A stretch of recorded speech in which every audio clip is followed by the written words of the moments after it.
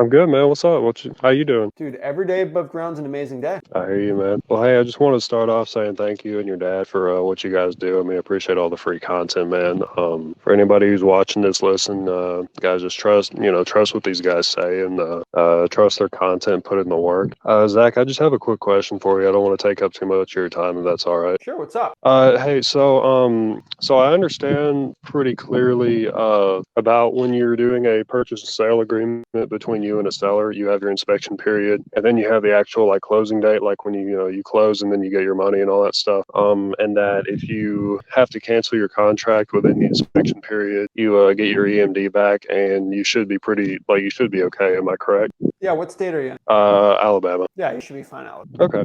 Well, the question I had was that in regards to your assignment of contract between you and your cash buyer. I know that they have to, the way you teach is that they have to put up a non-refundable deposit for you. And this is really just like a hypothetical. I'm not really sure how often this happens, if any, but like, let's say, you get your contract signed with a seller and you get it assigned with a buyer and everything's going smoothly. And let's say it's past your inspection period with your seller, but it hasn't closed yet. And say your buyer like tries to back out of the deal. I understand you keep the deposit from them, but since it's past your inspection period, do you get into any sort of like trouble like with the seller, or like should you, or how does that work? No, you shouldn't. And if you're having a big problem, first of all, you keep let me tell you what honestly really happens. I've had this very rarely because most people aren't willing to drop $3,000 to get out of a deal. But I've had Right. people buy it. What I basically do is I'll take the $3,000, I'll give $1,000 to the seller to extend it and get a new buyer and keep the two. Okay. I almost welcome it to a point sometimes if it's a good deal, right? Now, obviously, I don't like that happening, but that's the worst case scenario. Whenever you give the seller money to extend it, it's usually fine. Usually, I make sure the seller's committed to it. So no, it's very rare that happens. Okay. I hear you. And always get a assignment locked up before the assignment. I get the assignment locked up before the inspection period. Okay. And if you ask the right questions that we teach at freewholesaling.com, it's a very rare thing to happen. It's usually I when got it's a you. fake buyer or anything like that, that's when it happens. All right.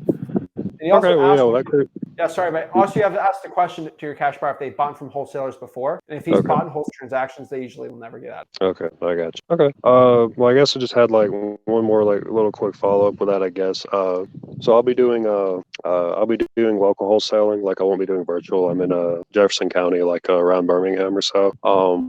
When I get the contract signed with the seller, do I go ahead and submit that to the title company and let them start doing the title search, or do I get an assignment first and then bring both contracts to a title company? Like, what works better? Yeah, so the process at freewholesaling.com, which is the process that you should legally do it right, is there's a short form and a long. Short form, get the deal locked up, bring it to a title, get that EMD, you're good to go. The Okay. long form, why you should do that is because if someone tries to steal your deal, you can prove to anybody, mostly to a title company and to a court judge if it's a $70,000 deal. Hey, I brought this to a title company on the first, and the other guy tried to lock it up on the third. It's my deal. And the judge will be like, okay, it's your $70,000 deal. Why do you think I'm telling you this? I've gotten people trying to steal my deal. I have one guy locked up a deal the day after I got locked up, almost lost $70,000 deal. But because I put the EMD the day before, saved my butt. I literally locked it up, went to the title company the day of, saved my butt. Okay. And so, I got you. yeah, do that process. All right, I hear you. And I guess just one more little small question, then I'll go.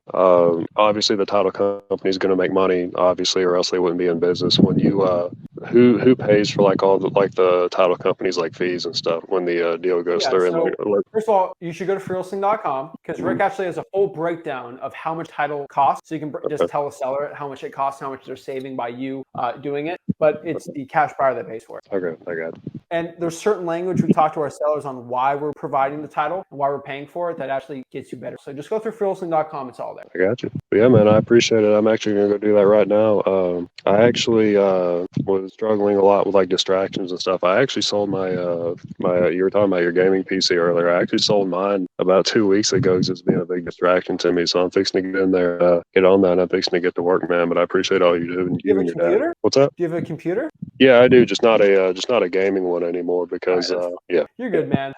Yeah, get rid of the distractions, man. So you got to realize what your moves have to be for this year. And and it seems like you're pretty focused, but just let's take that energy into actually productive income, producing activities. So freewheeling.com, and you got to figure out pretty quick. And so next time you hop on here, I'm gonna remember Jackson with the Auburn fan of exactly, hey, you got to figure out what to do. Are you going to cold call? Are you going to drive for dollars? Are you going to reverse drive for dollars? Government list, like, what are you going to do?